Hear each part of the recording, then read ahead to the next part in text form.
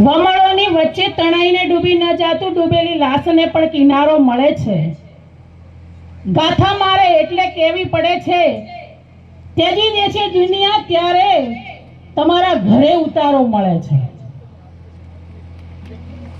ગાથા મારે એટલે કેવી પડે છે કે ભારતીય જનતા પાર્ટીમાં તમારા ને અમારા આજે વિચારો મળે છે. આજે 7 વિધાનસભા વાવની પેટા ચૂંટણીમાં ઉપસ્થિત સર્વ મંચસ્થ મહાનુભાવો અને મારો સમસ્ત બ્રહ્મ સમાજ તમારા ચરણોમાં કોટી કોટી વંદન અને કોટી કોટી પ્રણામ.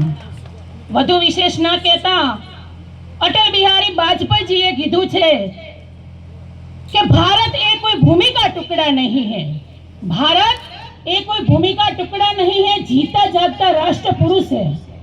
यहाँ का कंकर कंकर हमारे लिए शंकर है, यहाँ का बहती हुई नदियां हमारे लिए गंगा है, और यहाँ जिएंगे तो हम इस भारत के लिए और मरेंगे तो इस भारत के लिए, और मरने के बाद भी हमारी बहती हुई नदियों में गंगा में कोई कान लगाकर सुनेगा तो भी एक आवाज आएगी, भारत माता की जय. तो આપણે સૌ ભારત માતાના સંતાનો છીએ અને કહેવાય ને કે કોટિક જન્મના પુણ્યથી મળ્યો મનુષ્ય અવતાર, અને આપણે તો સૌ બ્રહ્મ સમાજના કુળમાં જન્મેલા છીએ.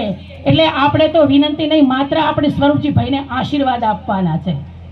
અને આપણે હમણાં જ દિવાળીનો તહેવાર ઉજવ્યો છે અને ફરી 13 તારીખે આપણું બ્રહ્મ સમાજનું મોટા પ્રમાણમાં આપણા સ્વરૂપજીભાઈ તરફી મતદાન થાય અને ફરી વિજય સંઘર્ષ રેલી આપણી નીકળે, અને એમાં આપણા વિજય સર્કસમાં આપણા સૌ બ્રહ્મ સમાજના આગેવાનો, મારા વડીલ બંધુઓ અને ભગીનીઓ એમની રેલીમાં દિવાળીનો ફરી ફટાકડા ફોડી તહેવાર ઉજવે, એ જ અભ્યર્થના કરવા માટે તમારી વચ્ચે હું દીકરી તરીકે આવી છું.